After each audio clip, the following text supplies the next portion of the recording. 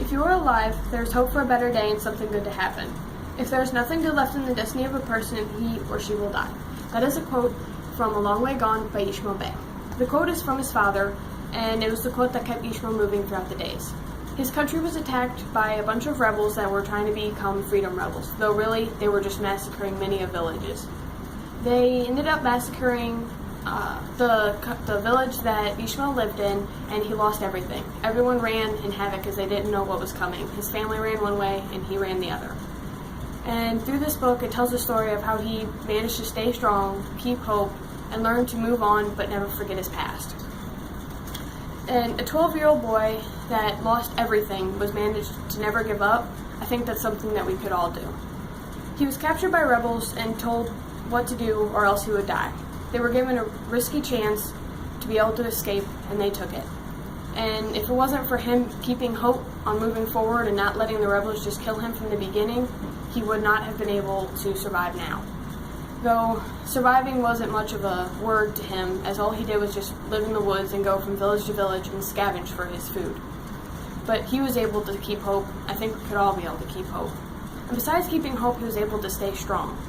If he wasn't able to keep pushing forward and look for the next advantage in what he could do, whether it come upon a village or a family, he could go help them for food, or whenever he was stationed in Matrudrong, he was there longer than he anticipated. They hadn't heard any news about their families, didn't know what else to do except wait and hope that they were well.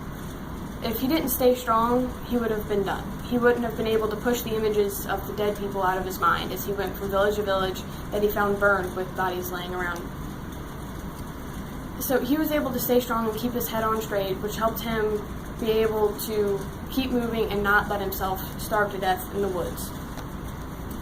But images of death filled his mind and thoughts of his family, and at the rehab center that he was in after the war and military that he was in, when he got actually brought back to the United States, he had learned to forgive and move on, but never to forget. He forgave the rebels and those that had betrayed him along the way or had tried to kill him, but he never forgot those that had helped him. He never forgot his family that he had never found, and he never forgot his friends that had been in different villages at the time. If a kid that was 12 and lost everything he had ever known was able to survive, keep going on, and not give up, I think that's something that we could all learn from. Everyone should be able to keep moving on, especially when you have just a friend with you or maybe a family behind you. They may not seem like it, but they're there for you for everything. And life is hard, but things always get worse before they get better. It may take some time, but the better will always come. So stay strong, move forward, but just don't forget the past, because the past is what made you who you are.